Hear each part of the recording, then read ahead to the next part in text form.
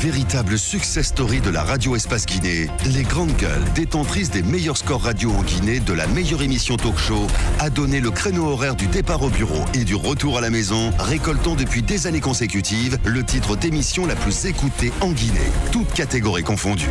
Un grand total de plus de 5 millions d'auditeurs ont été fidèles au talk show Les GG, diffusé jour après jour sur toutes les stations du réseau Adafo Média de 9h à 10h30, un exploit qui restera longtemps dans les annales de la bande FM en Guinée. Encore 3 quarts d'heure à passer ensemble.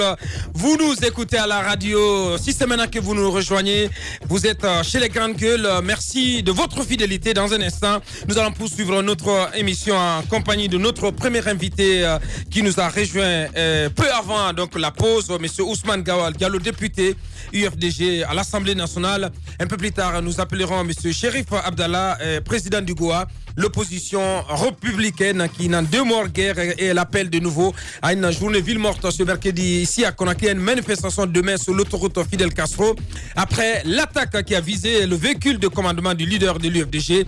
Cette entité de l'opposition, au dire de l'AGC Loudalen Diallo, n'entend plus dialoguer avec le pouvoir en place, optant pour la rue, rien que pour la rue, une posture qui maintient le pays dans un cycle de tensions et de violences permanentes, une situation assez dommageable, notamment pour le secteur privé guinéen. Jusqu'où ira-t-on dans cette épreuve de force? Quel impact de ces tensions politiques dans le pays sur les activités économiques? On pose toutes ces questions chez les Grandes Gueules ce matin. On va poursuivre cette émission. Un peu plus tard, on va revenir à nos auditeurs. Allez-y, Moussa. La question, Ousmane Gawal Diallo, c'est de savoir, est-ce que vous pensez que ces manifestations de rue à répétition peuvent produire un résultat, surtout avec le régime d'interdiction qui frappe toute forme d'expression de la rue depuis quelques mois? Donc depuis que le RPG est au pouvoir avec Alpha Condé, nous avons constaté quand même que ce sont ces manifestations seulement qui produisent des résultats. Malheureusement, on n'a pas su asseoir l'esprit dans la classe politique que les dialogues, les compromis peuvent faire avancer le débat politique, peuvent avancer la démocratie dans notre pays. Malheureusement, c'est un échec politique pour la classe entière de ce pays parce que nous avons déjà eu plusieurs dialogues, d'abord entre nous, entre Guinéens, c'était Cheikh Sako qui présidait ça. Ensuite, on a eu un encadrement ou en tout cas un soutien de la communauté internationale qui est venu s'ajouter à nous, mais tous ces dialogues-là n'ont pas permis de faire avancer les questions politiques. Ça, c'est dommageable pour nous, d'autant mieux que la plupart des acteurs actuels dans la vie politique, ce sont des gens qui ont évolué dans ce pays ensemble de nombreuses années.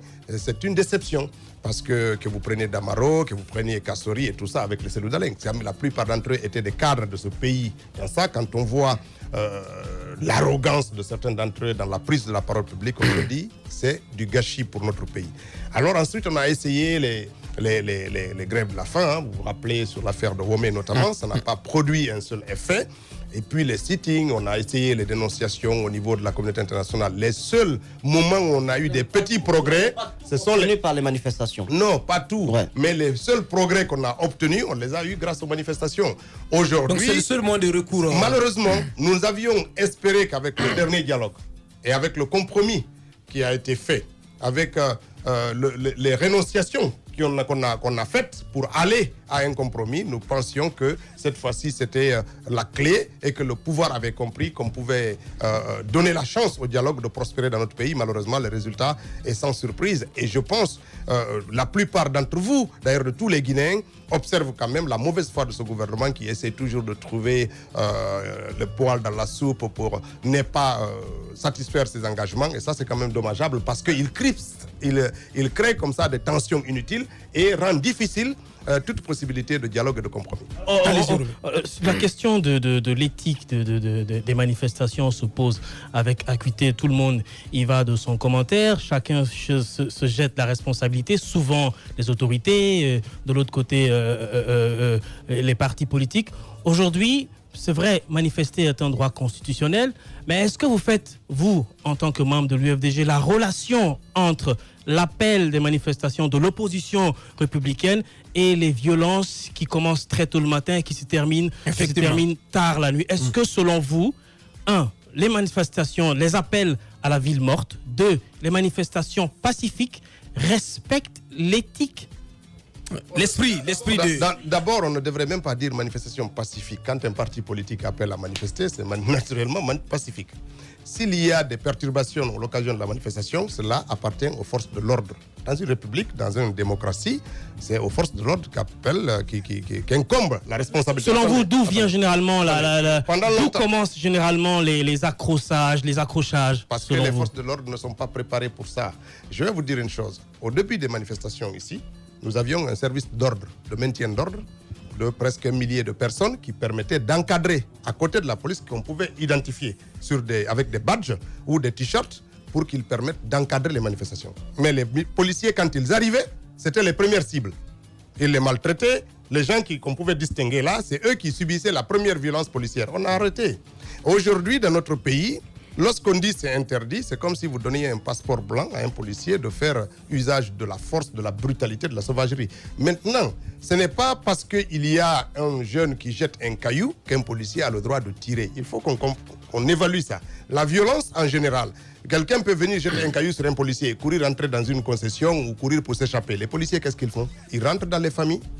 Ils font de la brutalité. On a vu des images extrêmement horribles. J'ai vu des policiers. Il y a quand même la section cailloux. Donc, on suppose que ce n'est pas une seule personne qui jette des cailloux. Lors des manifestations, c'est tout le monde qui commence à jeter et pas n'importe comment. Est-ce que vous expliquez ça fait partie un peu des idées qu'on construit. La section cailloux des jeunes, il n'y a pas de section cailloux en tant que tel de jeteurs de cailloux. C'est pas parce que des gens se sont dit section cailloux pour dire qu'ils sont durs, ils sont solides. Attendez. Attendez.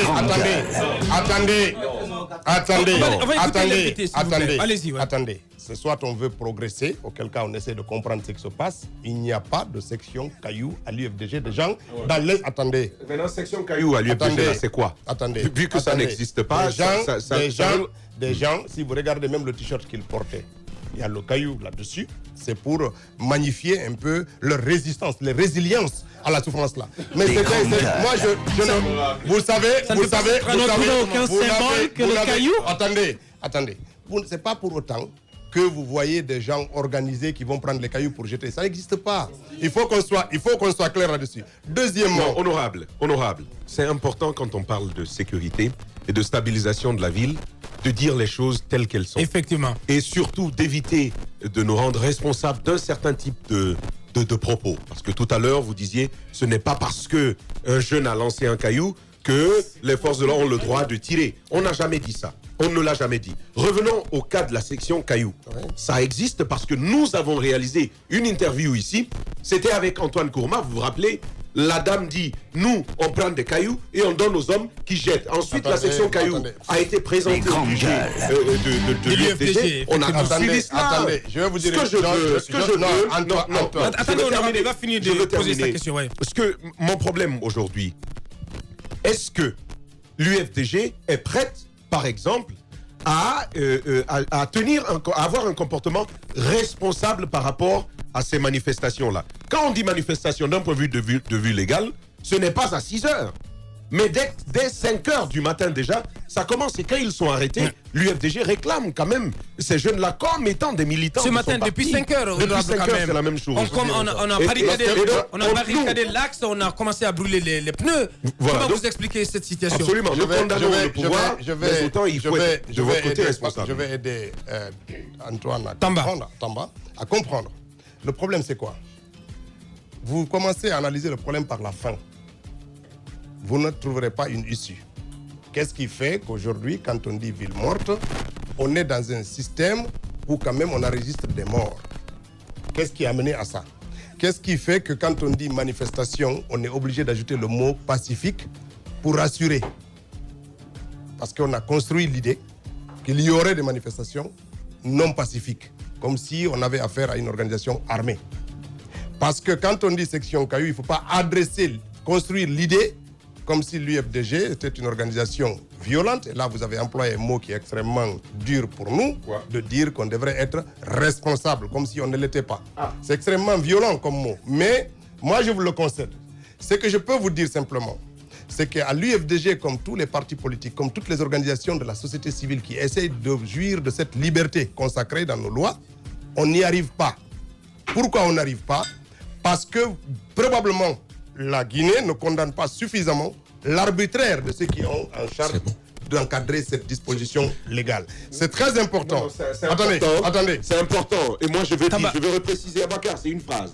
Je veux repréciser qu'une attitude qui consiste à reconnaître sa part de responsabilité dans une situation, c'est une attitude responsable. Ce n'est donc pas péjoratif. Le terme que j'ai employé, inutile de me jeter en pâture. Comme vous savez bien le faire, ça n'a rien à voir. Il faut repréciser les termes. Je pense que Tamba, vous allez utiliser le même micro. Je vais simplement dire ceci. Moi, je ne vous jette pas en pâture. Je vous admire bien, monsieur Tamba. De ce point de vue, vous savez pertinemment à toute l'équipe des GG, j'ai du respect et de la considération pour chacun d'entre vous. J'essaie de faire la contradiction, mais jamais amener quelqu'un à être pris comme adversaire ou ennemi. Ici, on est des débatteurs. Pas du tout. C'est très important que chacun joue le rôle. Là, je ne suis pas en train de vous jeter. J'en suis désolé si vous le prenez ainsi. Vous faites partie de la nouvelle génération pour lesquelles j'ai du respect et de la considération. Ça aussi, mais ça n'empêche la considération. Je ne suis pas parfaitement d'accord avec vous sur ces questions. Ça veut dire quoi? Il faut que l'on évite en Guinée de mettre dos à dos la victime et le coupable. C'est très difficile. Lorsqu'on essaie de justifier... Non, le problème, c'est que lorsqu'il y a... Attendez, lorsqu'il y a des assassinats, on dit oui, mais la manifestation était interdite. Comme si ça justifiait que l'État ne fasse pas recours à la justice pour faire face à la violation éventuellement de l'interdiction. C'est très important. Lorsqu'il y a un policier qui tire à l'arme, on dit ouais, mais les autres jetaient un caillou. Je dis faire ces parallèles-là, c'est légitimer un peu cet usage de la force disproportionnée par les forces de défense et de sécurité qui sont normalement préparées pour faire face à toutes ces éventualités. C'est très important.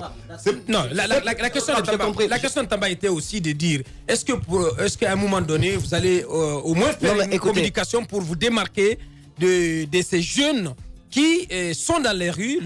Par exemple, aujourd'hui, c'est une journée ville morte.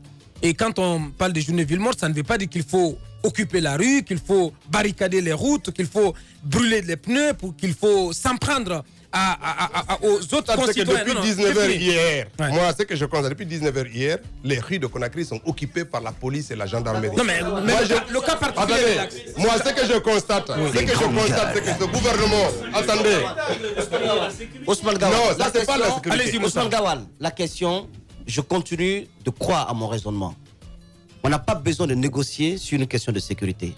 Puisque vous n'avez pas appelé des jeunes à barricader la route, à jeter des pierres, il n'y a pas de section jeteur de pierres au sein de l'UFDG, ou à caillasser des véhicules, ces jeunes qui s'adonnent à ça, qui s'en prennent à des concitoyens, qui les dépouillent de leurs biens, est-ce qu'ils répondent de vous? Première question. Si l'État les prend, est-il normal? Parce que, je dis encore une fois, il n'y a pas de liberté sans sécurité. On parle de liberté parce qu'on est en sécurité là. Si l'État les prend, est-il normal? Est-ce que c'est possible qu'on puisse voir l'UFDG aller auprès de ces autorités judiciaires et sécuritaires pour détenir ceux-là qui se sont adonnés à ces actes, qui ont caillassé, qui ont agressé, qui ne manquent pas de même agresser des habitants de l'Axe? Même, j'ai donné le cas de l'avocat Maître Baldé. Voilà. Est-ce que ces gens répondent de l'UFDG? C'est la question que je pose. Est-ce que vous réclamez souvent là où vous faites leur libération? Attendez, là où vous faites l'amalgame, l'UFDG, aussi longtemps que nos militants seront arrêtés dans des conditions illégales, nous réclamons, nous les défendons, nous les protégeons. Vous dites bien vos militants. Attention. Vous n'avez aucune preuve. Attendez, monsieur. Attendez. Vous n'avez aucune preuve. Quand un jeune est arrêté, la police n'apporte jamais la preuve qu'on l'a arrêté parce qu'il jetait des pierres. Attendez, la police guinéenne, elle brutalise, elle arrête des gens. Personne ne peut nous dire si c'est avéré qu'on a arrêté un enfant sur les faits en train de détruire les biens privés de quelqu'un. Mais ça, c'est pas un militant. Voilà. Ça, c'est pas un militant. Mais la police n'apporte jamais, parce qu'elle n'agit pas dans la sérénité. Il faut absolument qu'on fasse attention. Lorsque la police ordonne, le jour qu'ils sont allés séquestrer Cécile Dalin, moi je vous ai signalé ça tout à l'heure. C'est des députés qui étaient là, qui intervenaient pour passer dans le domicile de Cellou. Qu'est-ce que Bafoué a ordonné? Gazez-les. Et quand ils ont lancé le lacrymogène, dans la débandade, ils ont arrêté des gens. Ils ont arrêté des gens. Est-ce que c'est des jeteurs de cailloux? Il faut faire très attention. Il faut faire très attention parce que si vous faites la conclusion que les personnes qui sont arrêtées, c'est des jeteurs de cailloux, à ce moment-là, vous allez trop vite. Qu'est-ce que vous pensez de ces forces de l'ordre qui sont tuées, qui trouvent la mort, qui sont blessées? Qu'est-ce que vous pensez d'eux? Parce qu'on n'a jamais entendu l'UFDG, par exemple, se prononcer sur le cas de ces forces de l'ordre tuées. Pourtant, ce sont des... Le ministre de la Sécurité annonce des plaintes désormais lorsque des policiers seront désormais agressés. Non, d'abord, c'est... Quand vous allez répondre, je vous rejoins déjà. Oui, une fois, l'UFDG s'est prononcé. Non, d'abord, c'est... Voilà, d'abord. Alors, répondez à ma question. D'abord, c'est pas une fois. Chaque fois qu'un agent de force de défense et de sécurité est touché, nous y allons d'abord parce qu'on est député membre de cette commission. Donc ces forces de défense relèvent de nous. Je suis vice-président de la commission. Nous allons dans les familles, nous compatissons. Ça, c'est très important. Ensuite, ces gens ont droit à la justice. Comme n'importe quel citoyen qui trouve la mort ou qui est agressé. Lorsqu'un policier est agressé, il y a un mécanisme de justice. Il faut qu'il y ait des plaintes, que la justice agisse, arrête les coupables qu'ils soient... Sauf que là, on ne parle pas précisément de la justice. On parle de cette violence qui émane lorsqu'il y a des manifestations. Et vous semblez ne reconnaître que la violence qui viendrait des forces de l'ordre, mais pas des militants. Non, là, c'est vous qui faites la distinction. Nous, ce que nous souhaitons, c'est que peu importe la personne qui est victime d'agression et de violence, elle doit bénéficier de la justice. C'est très important. On nous a annoncé 12 agents de sécurité qui sont décédés depuis 2010. Mais ces familles attendent aussi la justice. Comme les familles des enfants qui sont morts dans l'axe. Tout le monde a besoin que la justice se prononce. Parce que c'est par elle qu'on crée les équilibres dans nos relations. C'est très important. Donc nous ne faisons pas la distinction. D'ailleurs, quand on comptabilise aujourd'hui les victimes civiles qui sont autour de 92, c'est pour ça qu'on dit qu'il y a plus de 100 morts ou victimes depuis l'arrivée d'Alpha Condé à l'occasion des manifestations politiques. Donc nous incluons parfaitement bien les agents des forces de sécurité. Pour nous, il n'y a aucune distinction. Quand un policier est caillassé, blessé, violenté pendant une manifestation, il faut que la justice agisse, qu'il y ait des enquêtes, qu'on recherche les coupables. Et que c'est pour ça que nous, quand nous voulons organiser des manifestations, nous adressons à l'État. Il faut que l'État accepte de nous autoriser à manifester, qu'il y ait un encadrement. Ça, on peut même les aider à identifier les porteurs de troubles dans nos rangs. Parce qu'il va de notre intérêt. Donc, s'il y a des gens qui perturbent, nous, on peut les arrêter. Avec nos forces de maintien d'ordre, on peut les arrêter et les mettre à disposition. C'est déjà arrivé. Pour les cas de mort. Il ne faut pas l'oublier. C'est déjà arrivé où on a pris des gens avec des armes blanches, ici, avec nos maintiens d'ordre, et qu'on les a mis à disposition de la police. C'est déjà arrivé. Donc, si ça se passe bien et que la collaboration est républicaine et conforme à la loi, mais il n'y a aucun problème. On ne serait jamais dans cette défiance. Après les morts, après des assassinats, lorsqu'il s'agit de faire recours à la justice, jusqu'où l'IFDG va, parce qu'on a l'impression que souvent ce sont des appels à dénoncer les tueries. Est-ce qu'au niveau de la justice, vous vous impliquez avec les familles? Oui, nous nous impliquons. Il y a des familles qui ont déjà des dossiers au niveau de la CEDEAO depuis maintenant 3 ans. Nous les accompagnons avec les moyens, en les fournissant les avocats, en les aidant à trouver les moyens financiers pour faire face aux charges judiciaires. C'est pour ça que quand les charges là sont devenues importantes, parce que vous savez que même déposer une plainte aujourd'hui au pénal pour l'assassinat d'un membre de la famille, ça coûte de l'argent, parce qu'on vous demande toujours une caution. Ce qui n'est même pas normal. Dans un pays normal, quand il y a mort d'homme, la justice doit automatiquement s'autosaisir pour déclencher une enquête. La famille peut, à tout moment du procès, se déclarer partie civile pour bénéficier éventuellement des indemnités, des dommages et tout ça. Mais l'action judiciaire ne doit pas s'arrêter parce qu'il n'y a pas de plainte. Là, quand il y a une victime, la plainte est automatique. Quand c'est le Dalin, on a voulu attenter à sa vie, le procureur général n'a pas attendu que c'est le dépose plainte, il a déclenché tout de suite une enquête. Ça devrait être systématique. Quand le journaliste est mort, Koula est mort, le procureur n'a pas attendu une plainte, une action judiciaire automatique. Ça devrait être systématique. C'est ça qui est la norme. Bien. Mais malheureusement, ce n'est pas le cas. Notre invité ce mercredi, honorable Ousmane Gawal Diallo, député UFDG à l'Assemblée nationale. Tamba, on continue. On poursuit cette émission. Absolument. On a dit ce besoin de justice. Il faut que la justice soit faite. Honorable, vendredi dernier, le docteur Ousmane Kaba, président du PADES, et aussi l'ancien Premier ministre Mamadi Youla ont fait les frais de la colère de manifestants qui étaient venus justement accompagner à sa dernière demeure un jeune qui était mort. Ces jeunes-là, est-ce que vous êtes intéressés à savoir c'était qui? Est-ce, pour reprendre encore l'expression de l'ancien Premier ministre Jean-Marie Doré, est-ce des loupards ou des militants de votre parti échaudés qui étaient en colère du fait de cette mort-là? Le Premier ministre Yula et M. Ousmane Kaba ont le droit absolu de porter plainte. Et que les agresseurs, la justice a l'obligation de les trouver et de qualifier leur attitude, de qualifier ces personnes-là. Il ne m'appartient pas à moi, qui ne les connaît pas, qui ne les identifie pas, de dire, je ne connais même pas les circonstances. Là, on a la parole. C'est à la justice d'éclaircir cette situation. Bien. Le Premier ministre nous a dit, j'ai été attaqué à tel endroit. Mais il n'a qu'à aller à la plainte, à la justice de confirmer que ça a eu lieu là et d'éventuellement rechercher les coupables. En ce moment, de les qualifier, de qualifier leur attitude. Cela n'est pas de la responsabilité de nos politiques. Moi, j'ai envie, avant qu'on passe, Moussa, on va parler de l'enquête, bien entendu. J'ai envie quand même de poser cette question. Parce que depuis que vous êtes dans ce studio, on ne parle que de ces manifestations et de leurs corollaires.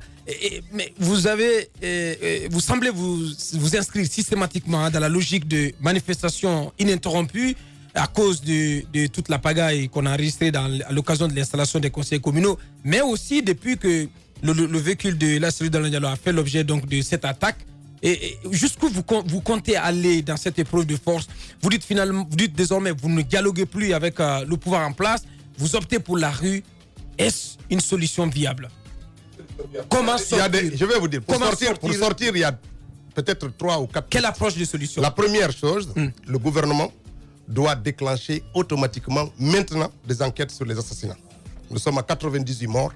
Nous voulons savoir quel est le juge qui a été nommé et éventuellement, nous demandons à ce que les procureurs guinéens soient accompagnés par une justice internationale, notamment le Haut Commissariat des droits de l'homme des Nations Unies qui est disponible pour fournir un procureur pour accompagner. Ça permettra de rassurer tout le monde. Première chose. Ça, c'est très important. Ouais. La deuxième chose, il y a des accords politiques qui ont conclu notamment à l'indemnisation, au début d'indemnisation des familles des victimes. Il faut démarrer. Nous avons voté un budget qui est consacré à ça. Le gouvernement doit décaisser l'argent et commencer à indemniser les gens pour dire qu'il tient compte quand même des accords. Donc, il faut un début d'application. Bien. La troisième chose, nous devons sentir dans le comportement du gouvernement sa volonté de privilégier le dialogue et les accords pour nous sortir de la rue. Parce que jusqu'à présent, les engagements d'Alpha Condé n'ont pas été suivis des faits. Il est sorti devant tous les Guinéens. Au plan politique. Donc il y a la justice qui doit être déclenchée, éventuellement une justice internationale. Il y a les débuts d'indemnisation. Il y a les points marqués dans l'accord politique qui vont commencer un début d'application. Oui, on a compris ça. Mais sur les conseils communaux, beaucoup d'observateurs se posent cette question. Pourquoi vous manifestez? Est-ce que vous manifestez uniquement que pour Kindia? Non, ou pour autre chose? Non, nous manifestons d'abord, le cœur de notre manifestation, c'est le respect de la loi. Il ne faut pas que les gens oublient. Attends, non. Vous savez, il y a un accord politique parce qu'une loi a été violée. Oui, donc attendez. Il y a un accord politique parce que la loi a été violée. Nous ne voulons pas... Attendez. Là, il y a eu accord politique parce que la loi n'a pas été respectée à l'origine. Qui n'a pas respecté la loi? Et c'est très important. Nous voulons que la loi soit respectée. Si la loi n'a pas été respectée et qu'il y a un accord politique de sortie de crise qui a été fait, il faut respecter. Sinon, vous revenez à la crise. Qui ne viole pas non plus la loi. Non, qui ne viole pas la loi. Mais quand il y a un accord politique qui est arrivé parce qu'une loi a été... Non, l'accord politique, ça ne viole pas la loi, mais ça a été fait parce que la loi a été violée. C'est deux choses. Mais si on n'arrive pas à respecter la loi, à respecter les accords politiques, on revient à la crise. Et la crise, ça conduit à les manifestations, aux manifestations. À usage, permettez-moi l'expression, que cela ne vous frustre pas, à l'usage abusif des manifestations, est-ce que finalement la seule arme que vous avez, parce que là, Abakar le dit bien, vous vous êtes inscrit désormais dans une ligne directe de manifestation ininterrompue à succession.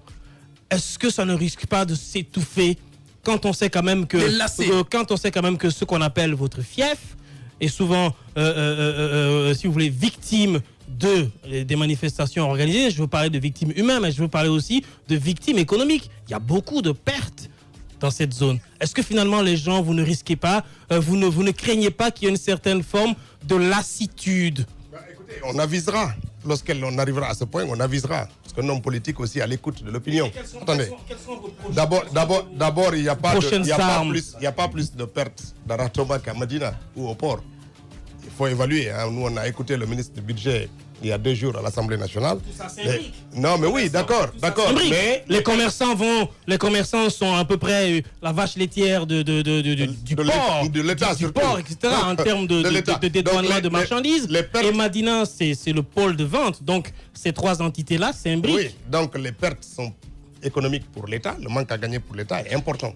Les chiffres sont colossaux, c'est très important. Il appartient à l'État d'évaluer les coûts. Le coût de la crise ou le coût de la paix. Chaque chose a un prix. C'est à l'État de choisir. Je veux maintenir mon pays dans la crise, ben j'en paye le prix.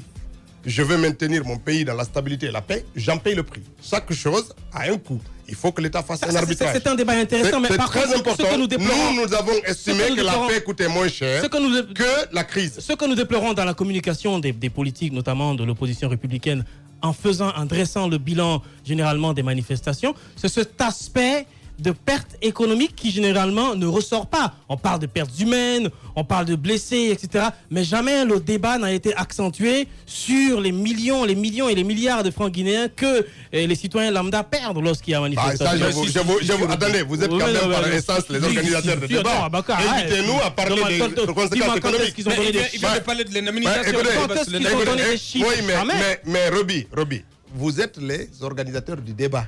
Invitez-nous à parler des conséquences économiques de ces crises à répétition. Ça coûte à l'État, ça coûte à la croissance, ça coûte à l'emploi. Vous avez vos canaux de communication traditionnels. Oui, mais l'État, nous, on sait que vous pouvez en faire usage. Nous savons parfaitement que la paix coûte beaucoup moins cher que la crise permanente. Le gouvernement n'a pas le même avis, il maintient le pays dans la crise. Sinon, ça coûtait moins cher de maintenir notre pays dans la paix en respectant les engagements pris par le chef de l'État.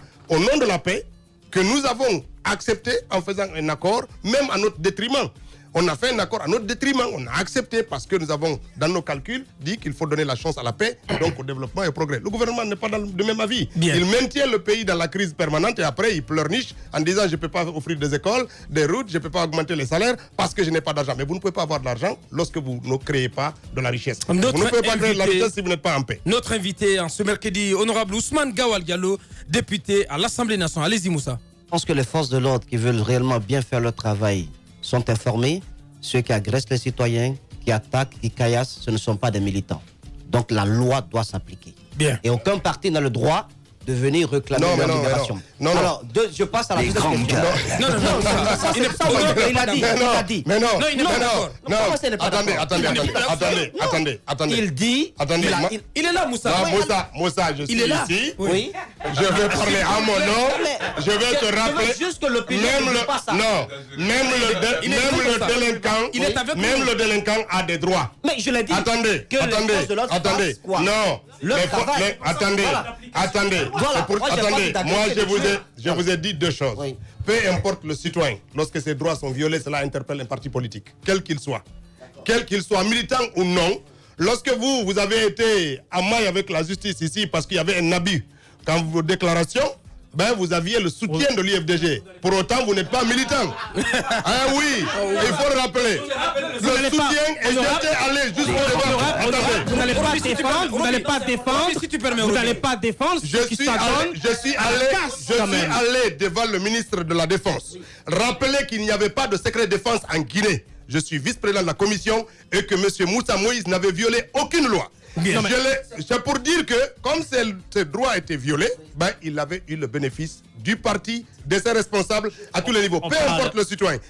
On ne défend pas que nos citoyens, on ne défend pas que nos militants, nous défendons les Guinéens. Oui, bien. Moussa, posez votre question. Ma question, elle est simple. Oui. Bon, ça, c'est déjà passé. Je pense que les gens ont tiré la leçon. Oui. La deuxième question, c'est relative à l'audition de l'Agité Loudalen Diallo. Effectivement. Je pense qu'au lendemain de son attaque, il y a eu une plainte, d'ailleurs déposée par 3 personnes. Son chauffeur Misbaou, Dr Faya Melimono, et c'est Loudalen lui-même qui a été entendu hier par la brigade de recherche de Kipé. L'enquête est donc pilotée par le commandant Kouyaté. Alors, dites-nous, du point de vue déroulement de ces enquêtes, avec le travail de l'expert balistique, parce qu'on en a un qui vient fraîchement, selon mes informations, il a une formation assez solide là-dessus. Au regard du travail qu'il est en train de faire et du travail que le procureur de la République a également fait, est-ce que vous êtes rassuré déjà que la vérité va jaillir au bout de cette enquête-là? En tout cas, à sa sortie d'audition hier, moi, je vais vous dire, là, celui n'était pas, je suis déçu. Pas rassuré. Non, je suis d'abord déçu du déclenchement et du déroulement de cette enquête. Il y a eu un mort le jour-là, un enfant qui a été tué. Où en est-on pour l'enquête là concernant c'est le Dalin? D'accord, il était victime de tentative d'assassinat. Il n'est pas mort. Mais il y avait un mort, pourquoi on ne parle pas de déclenchement? Le procureur général, Mamadou Samba Diallo, pourquoi il n'a pas déclenché une procédure judiciaire pour trouver les assassins de ce garçon? Il faut que la justice la sorte de l'hypocrisie. Parce que c'est le Dalin, on veut montrer que la justice, il y a 98 Guinéens civils et 12 policiers qui sont morts en Guinée. La justice est toujours muette. Alors chiche, nous ne la croyons pas. Point. Si elle veut qu'on la croie, elle n'a qu'à traiter les citoyens victimes de la même manière. Attendez. Il n'y aura pas la lumière avec cette justice. Il n'y aura pas. Vous ne pouvez pas dire, vous ne la croyez pas du tout cette enquête. Et pendant ce temps, vous collaborez dans le cadre de cette enquête. Mais attendez, oui. Attendez. Non, mais si vous n'y croyez guère, si vous ne croyez pas du tout à cette enquête, mais vous n'avez qu'à la bouder. Vous n'avez qu'à la bouder tout simplement. Non, on ne la boude pas. Oui. Moi qui vous parle, si demain la justice me demande, je vais venir, même si je ne la crois pas. Et quelle est la cohérence de votre démarche? Parce que je vais vous dire. La cohérence dans votre démarche. Moi, la démarche, c'est quoi? Nous voulons amener la justice à traiter toutes les victimes de la même manière, qu'ils soient leaders de partis politiques, leaders d'opinion ou pas. Quand il y a une victime, elle doit bénéficier de la protection de la justice. Bien. Non. Écoutez-moi. La famille de ce garçon qui est décédé a aussi déposé plainte le même jour. Oui, mais personne n'en parle. Je vous apprends, honorable, qu'il y a une enquête qui est également... Bon, ça c'est l'information que j'ai reçue, puisque je me suis renseigné. Oui, le même jour, il y a une enquête également qui a débuté concernant la mort de ce jeune. On va revenir à notre invité dans ce studio tout à l'heure. Pour l'instant, on repart sur le terrain avec Monsieur Chérif Mohamed Abdallah, qui est président du Goa. Moussa, c'est extrêmement important. Les commerçants, les hommes d'affaires, ils sont extrêmement aussi touchés par ces tensions politiques. Ils ont leur mot à dire. Monsieur Chérif Abdallah, en direct. Les grandes gueules. Bonjour, Monsieur Chérif Abdallah. Bonjour, vous allez bien? Bienvenue dans cette émission. Alors, on a vu ces communications du Goa ces derniers temps, consécutivement aux tensions politiques dans le pays. Vous êtes une organisation extrêmement inquiète au regard de la tournure politique dans notre pays. Oui, effectivement, comme vous le savez, depuis des années, les opérateurs économiques sont victimes de différents événements, surtout des événements politiques.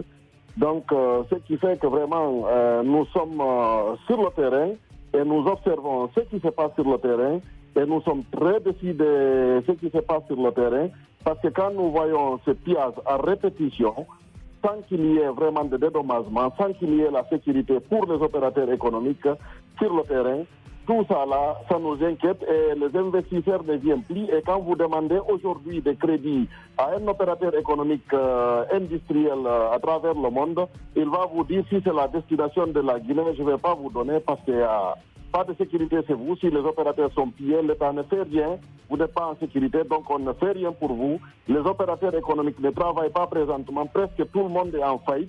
Donc nous en avons marre parce qu'il faut absolument, nous avons lancé des appels à travers au gouvernement et à l'ensemble de la classe politique, je dis bien à l'ensemble de la classe politique, de s'asseoir et de s'entendre.